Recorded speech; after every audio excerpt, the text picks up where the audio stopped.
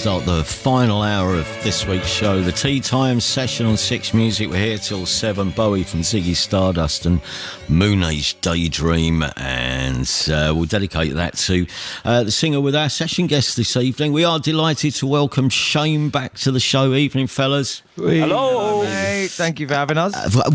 It's lovely to have you back on the program. Yesterday I was doing some reading up, scouring some old press clippings yesterday, and I found an article. As you do.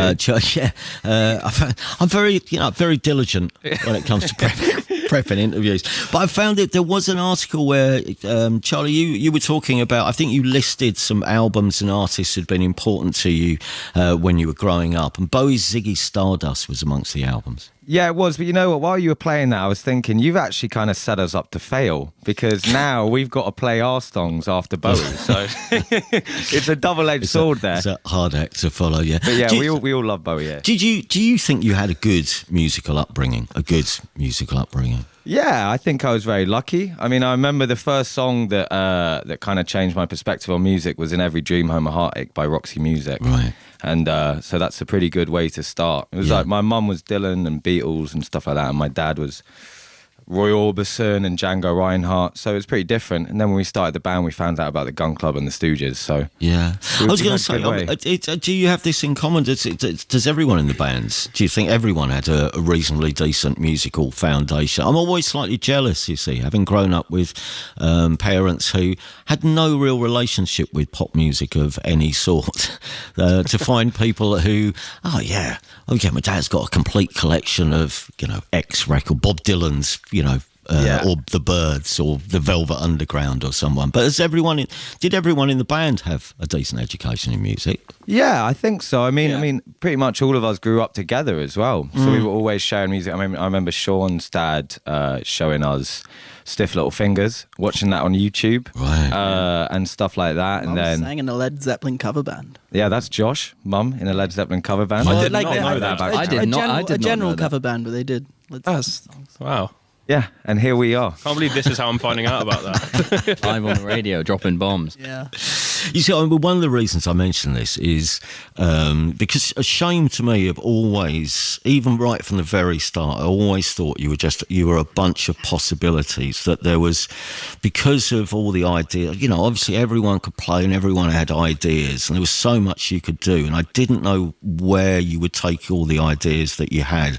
But in some ways, this new album is the record that I always hoped you'd arrive at some point. And I don't know how you feel about it, whether you feel the same, that you've worked your way through various stages of Shame to get here where you are with this record. Yeah, I think we're all proud of everything we've done, but I think this one is possibly, it's confident. I mean, some might say arrogant and cocky, but, I think we've been lucky enough to start, we've started this band when we were 16, 17, and we're 4 albums in, and we've gone through a lot of stuff. And I think with this one, we just wanted to chop off the fat and make one of the best albums for a live show possible. And yeah, we're just really excited to play it. Yeah, I mean, you sound utterly at home in this set of songs. That's how it comes across. We'll talk a bit more about this new album after your first track this evening. What are you going to start with? Well, talking of arrogance, we're going to start with the title track, Cutthroat.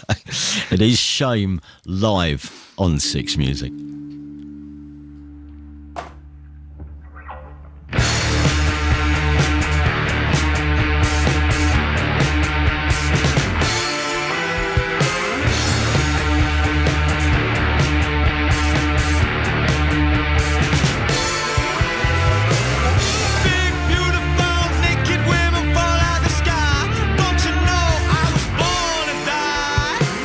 Sweaty woman, I'll be spotted naked down in the dark.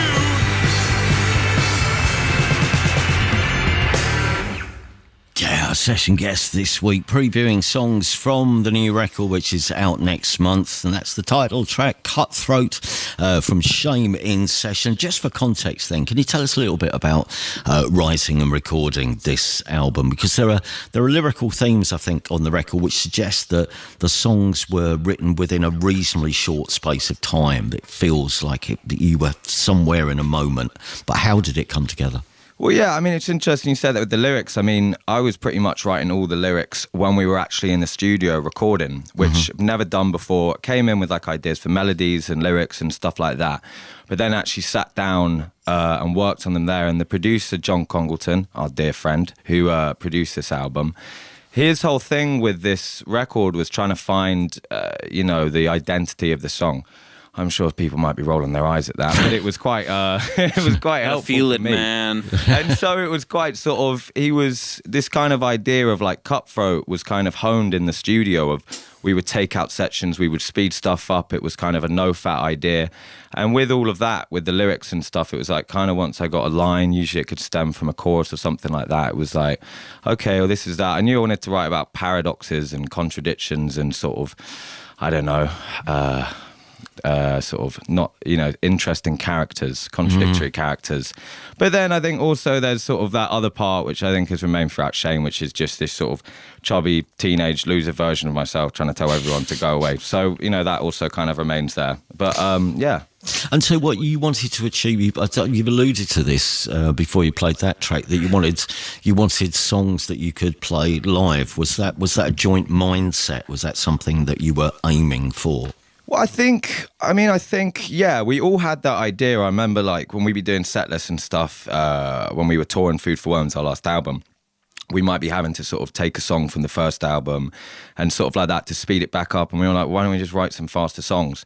But I think what naturally happens, or what happens with us, is that you might write songs in a practice room a bit slower, and sometimes it can help you get a melody. And then when we sort of brought it in, and John would be like, okay, let's speed that up. He was sort of had the quite nice idea of, what would you want to see at a gig? What would you want to perform live and stuff? And so... Yeah, I think what he discovered as well is we kind of tend to overcomplicate things slightly sometimes. The song would have 6 or 7 sections, and he would kind of just be like, Why are you doing that? Well, that's the thing I was thinking, because it's not like you were labouring the points, but there is a liberation. That just feels like there's less pressure on the songs, and there's a musical freedom, which is kind of in some ways a return to your first record. Yeah, definitely. I think so. And I think also there were some influences. I mean, there's a wide variety. We all listen to different things and sort of, so there might have even been a bit of Scissor Sisters in there, a bit of this, but there was also references like the Gun Club and the Cramps and stuff like that. And with some of the songs, the two we're going to play you next, actually, like Quiet Life and Spartak, which are a bit more simple. It was looking at how these bands that we sort of greatly admire managed to take quite straight to the point things, but sort of put a bit of an interesting spin on them as well. And so that was, we sort of really discovered Amplifier that in the studio. chords. Well, we hope we did. We hope we did. Just back on the lyrics for a second, just because I don't know, as well as the music has come through various stages to get here, but also it feels like lyrically it's gone through. You've gone through different periods of your life already. The intensity of the late teens going into your 20s, but now there's enough. And going back into my teens. Yeah, but with experience though, with experience and maybe a little bit of time to start thinking about where you are in life and what's real and what's important and what's achievable and what's fair and what's unfair, for a generation who, wanted maybe more than they've got or want too much. All those feelings come out in this record. Oh, thank you very much. Yeah, I mean, I think one of the big themes of the album is hunger, and that kind of thing. I mean, there's a lot to write about that's not that good at the moment. It's sort of constant. It's like a sort of waterfall coming over us. So, but I think there's a sort of desire from a lot of people to, and sort of myself, of actually, if you've been told you can't have this for this reason, or you won't be this for this reason, or whatever, to sort of rebel against that and sort of go back. The band sort of was born out of insecurity. you know, and embracing them. We did this music where not a lot of people liked it, none of our friends anyway, and took my top off because I was embarrassed about my weight, and sort of wrote all these sort of songs about characters that I didn't think people would want to listen about. And so I think yeah, like you said, we've just sort of stopped. You know, we're very proud of what we've done, and that's about it. Yeah, if you like it, you like it. If you don't, you don't. And are the characters you? Are some of them you? As well as some of your observations? Are some of them actually you in disguise? Yeah, well, I think so. I mean, some of them, I mean, there's a song about a Brazilian bandit who definitely isn't me. No, I don't think I can sort of find that many similarities into. But I think so. I mean, I think when we perform as well, it's just sort of an exaggerated version of when I perform. You know, when we play live, I just sort of do an exaggerated version myself. And some of these songs are like that. But I think a big thing of the band as well is humour, and I'd hope. I mean, especially with that song "Cutthroat" and stuff, you can find a bit of a funny side to that, you know? Yeah. I mean, Quiet Life's got a different kind of maturity about it. Spartak, which is one of the tracks which you're going to play as well, is about, I believe that's sort of, it's one of your bugbears. It's sort of about, you know, clique-ridden groupthink. Is that right? Yeah, exactly. I mean, when we were writing that, I remember Sean came up with it, you know, and it was sort of, it got the chorus and then it all came together really quickly. And I know sort of Sean saw it as this Wilco song when he brought it in. And then when we were in the studio and it was that thing of like, oh, what's it about and stuff. And we had the chorus and I was like, well, okay, it's kind of a bit of sort of like a Pogues thing. It's like a sort of, you know, I'm sort of walking back after a night out, sort of, you know, disgruntled and stuff like that and talking to myself, which is a thing I've done many times before. So it wasn't that easy to write. It wasn't that hard to write about. But yeah, that's kind of it. You know, I think, again, going back to the thing of we just don't. I don't really have much tolerance for someone who makes anyone feel uncomfortable for what they wear or what they like or you know, and stuff like that. That's sort of where this band was born out of, and so I think this song that song kind of sets its crosshairs on that type of person. Great variety of sounds and styles within the album, where you can have, you know, a kind of bored teenagers punk rock rants like Nothing Better, which is, you know, got all the paint stripper guitar that you always want from Shame,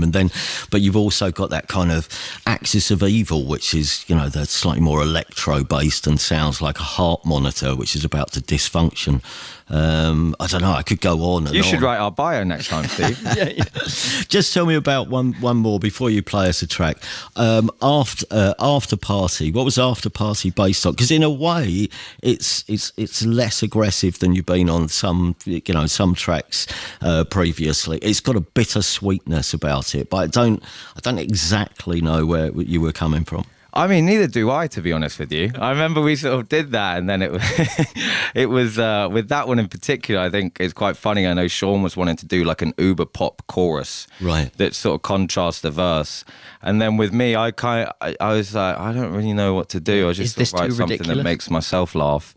And then everyone was like, right, let's record it. And I was like, oh, we're recording that one. Okay. Right. So I think that one's just a kind of comedy, sort of almost a bit of a skit.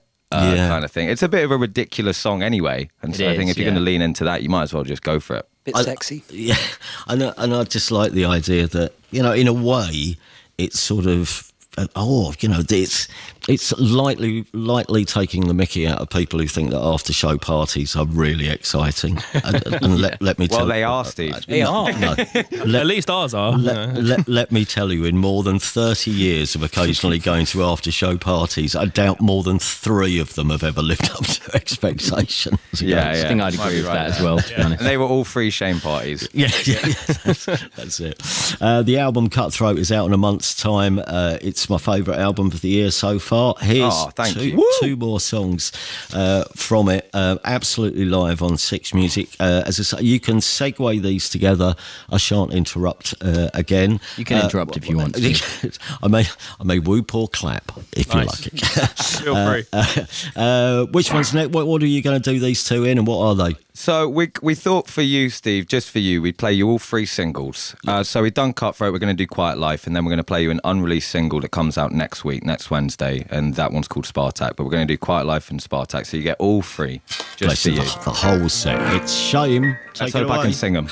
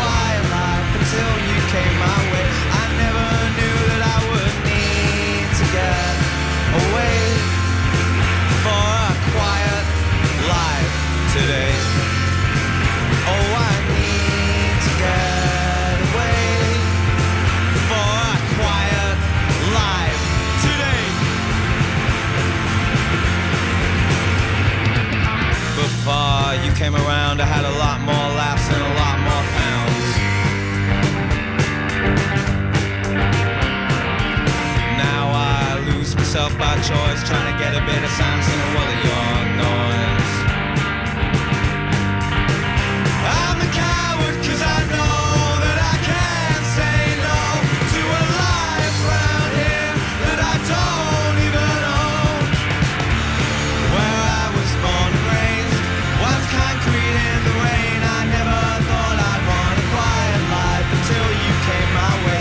I never knew that I would need to get away for a quiet life today. Oh, I need to get away for a quiet life today.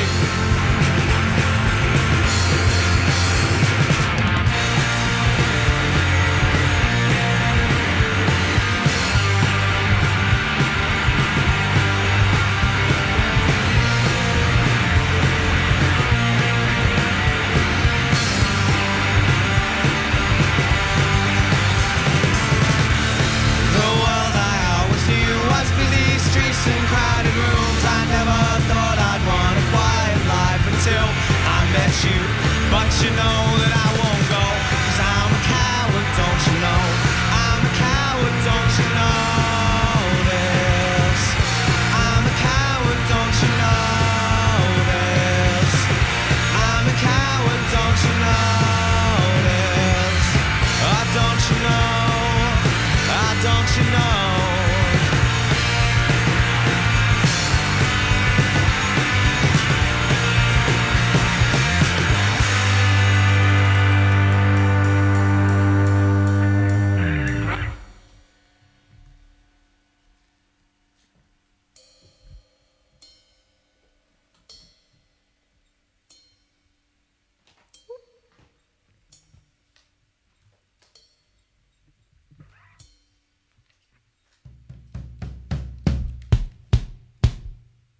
We're bringing in the orchestra.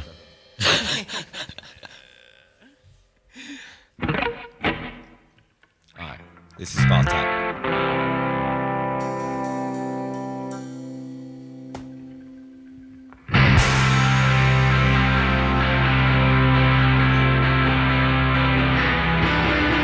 I was leaving in the early hours of the morn when I saw you looking back at me.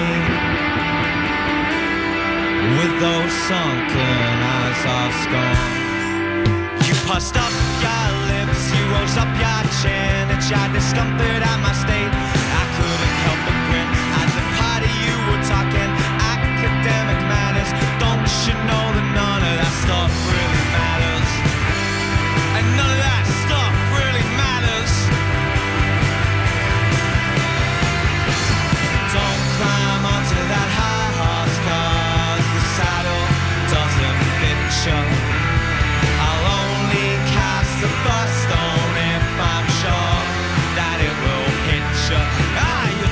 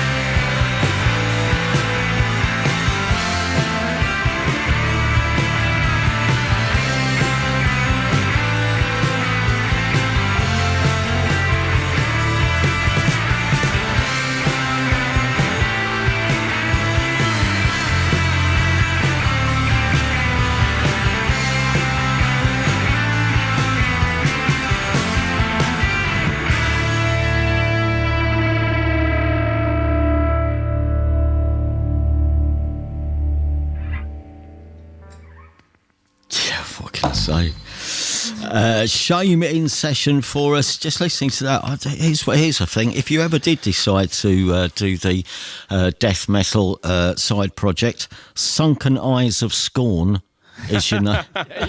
That's it. I'm calling my tattooist right now. Also, I do like that line. Don't climb. What is it? Don't climb onto your that high horse because the saddle doesn't fit you. Yeah. Very good.